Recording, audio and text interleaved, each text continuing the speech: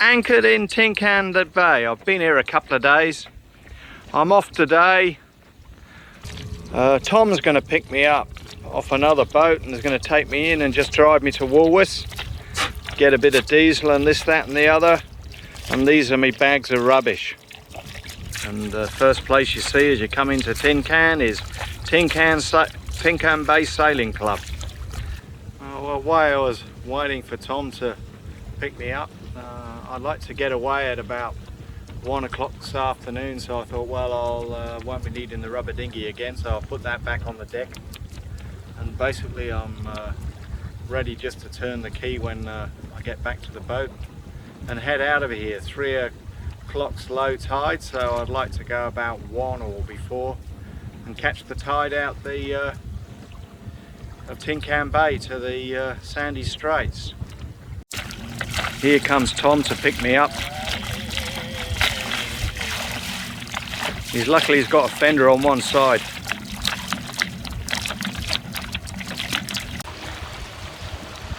This is Tin Can Bay Yacht Club. And here's Percy.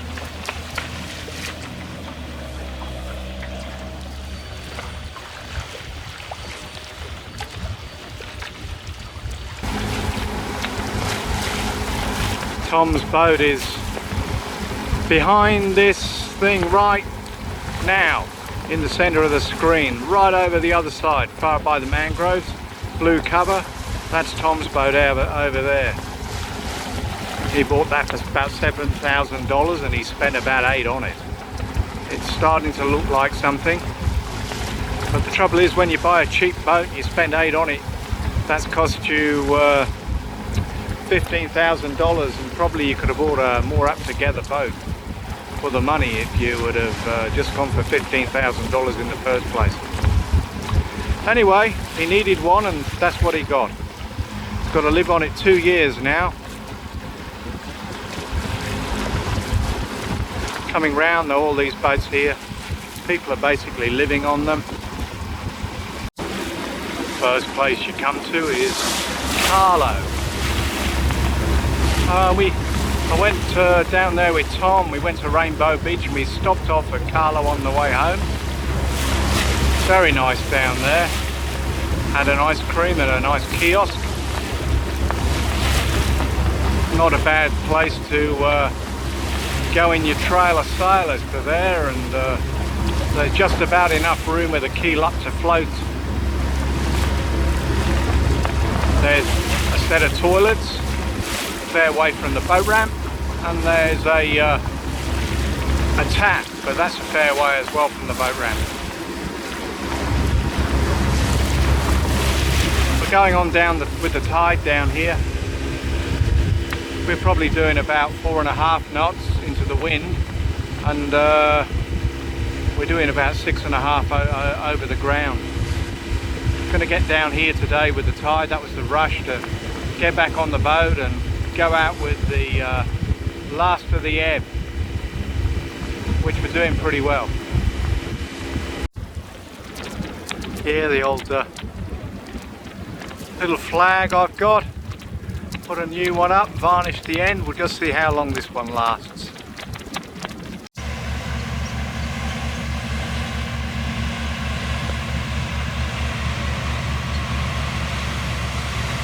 Here comes the barge.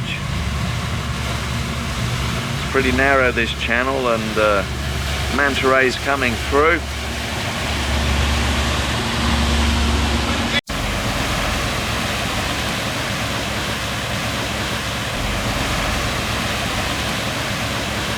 And there it is.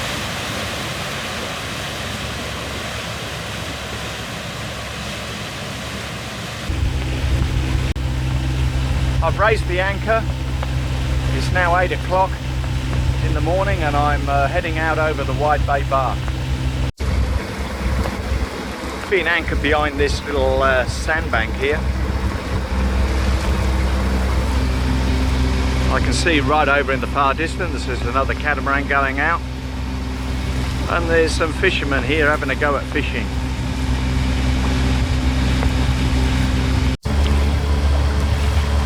All timed to a T so that the Fraser Explorer doesn't have to wait.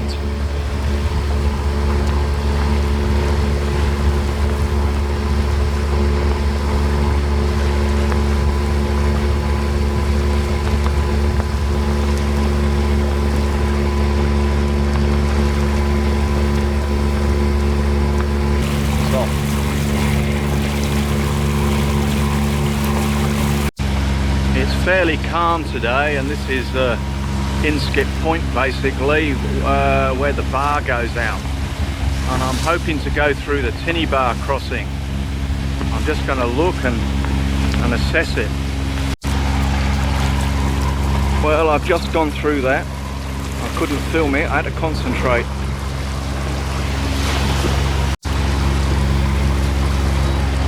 But I've just gone through the Tinny Bar basically.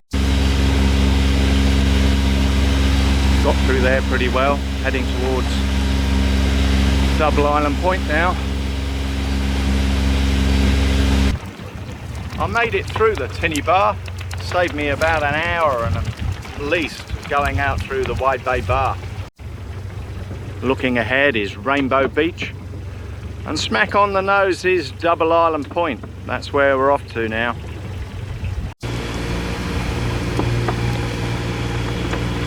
Rainbow Beach abeam,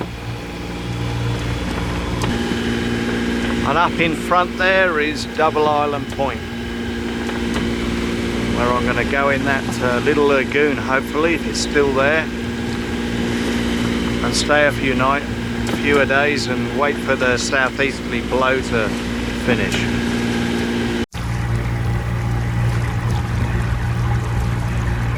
Well, the lagoon has definitely got bigger since I was here.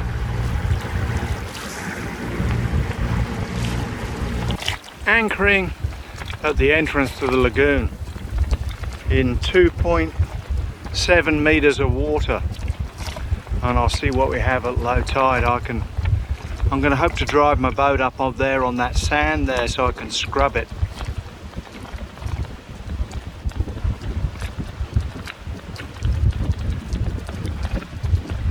Here's the end of the sand spit just there.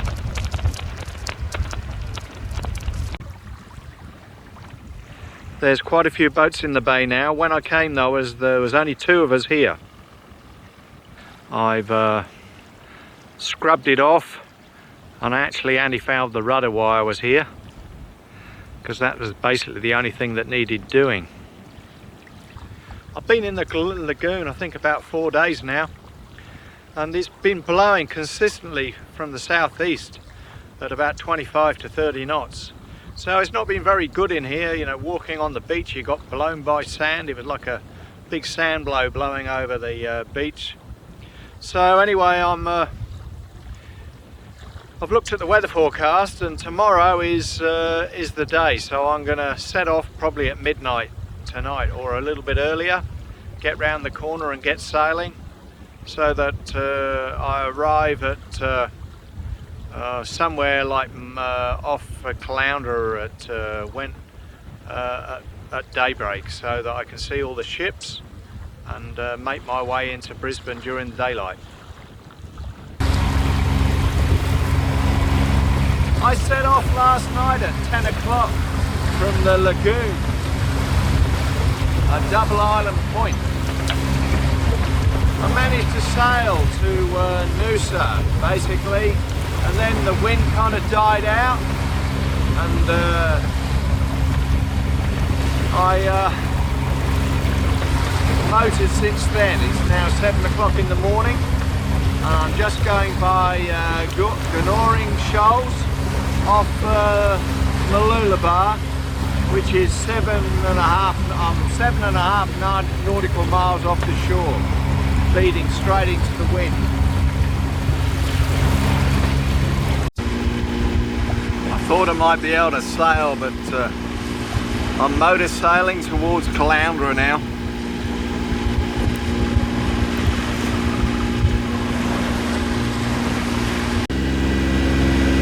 Coming up to Caloundra. This is the closest I can go to the wind with the jib on, so I need to get round that point there, so there's not much wind, so I'm gonna take the jib down. I'm motor sailing anyway, it's just that I thought the jib might be giving me a bit of a assistance, but I don't think it is, so I'm going to take it down and point straight for where I'm meant to be going. This brown stuff in the water is actually coral spawn. Smells a bit, smells like, it does smell a little bit fishy. The first sailing boat past me since leaving Double Island Point. Going round this headland here, which is Caloundra.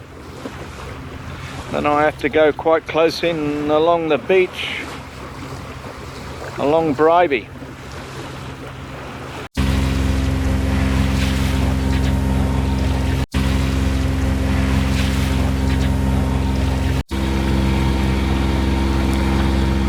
Looking back on the centre of the screen is Mooloolaba. Coming round here is Caloundra. Very nice surf lifesaving club in there. Worth going there for a meal.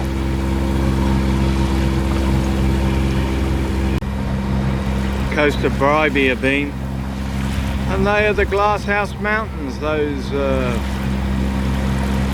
big rocks sticking up. That's a Ganeering Shoal just there. Came across trying to keep the jib set to here, pulled the jib down and have sailed through, motor sailed all the way up, and we're in the channel now. Going to go round the top. There's a sandbank we have to miss there, and I think I'm going to anchor there for the rest of the day inside the Bribie Passage.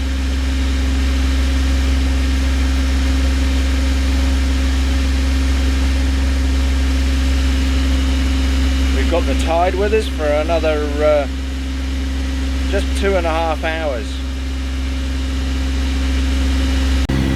Bribie Island Surf Club over here.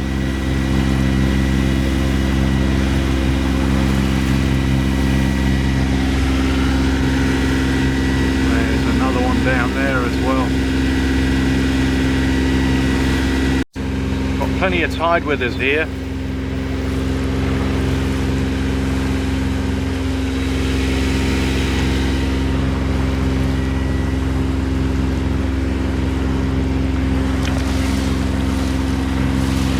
These are the shark protection buoys.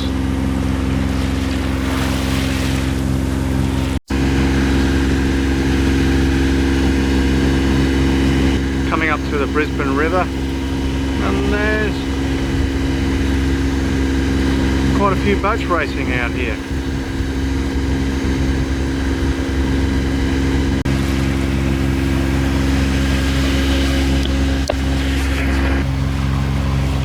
I'm nearly back to the Brisbane River, but unbelievably that one tank of diesel is just not going to be enough. I don't think. It'd be very touch and go. Still got 2 hours to push the tide up the river yet. Looking the other side of the sail, on the starboard side you can see the port there. Coming down the river to roll on, roll off car transporters. Mercury Ace.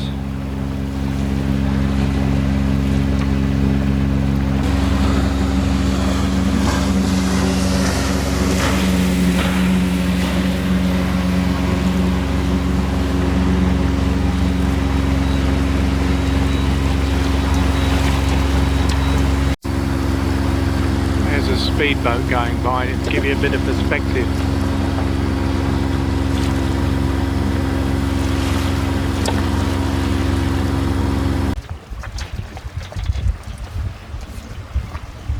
I'm back on my mooring. Had a pretty uneventful sail back from Double Island Point.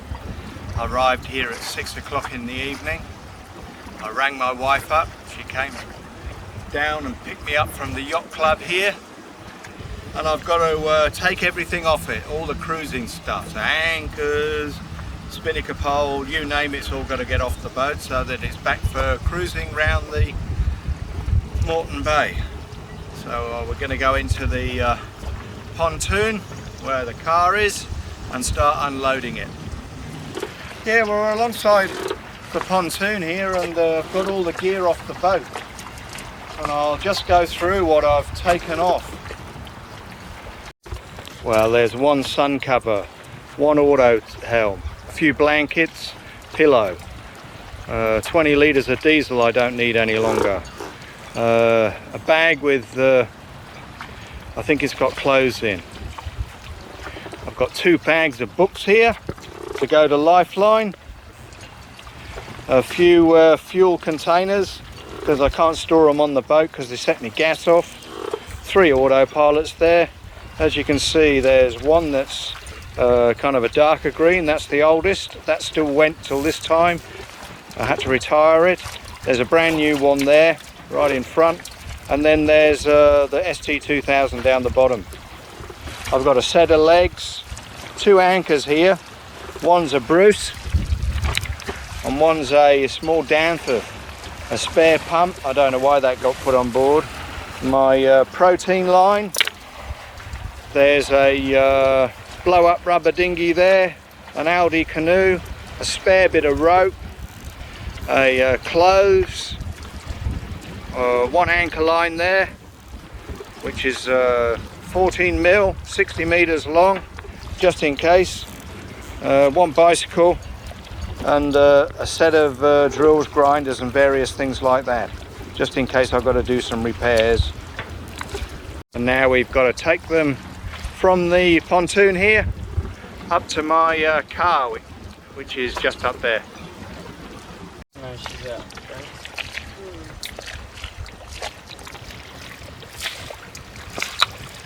Well done, Jack, thank you very much for all your help. Dad. And this is my darling wife over here. They've come down to have drinks on the boat after we've tidied it up. Isn't that correct, darling? And she's very happy to see me back. Very happy you're back safe. Yeah, very happy to see me back safe. The only problem we got with the boat, realistically, is the keel needs fixing. Is the major work. And I've got to sew up the top batten, or get somebody to sew up the top batten pocket on the sail. Otherwise, I think I could do it again straight away. It's a bit hot. If my wife complains too much, I'm off to Tasmania.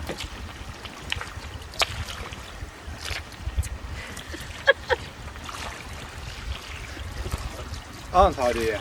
Yep. Well.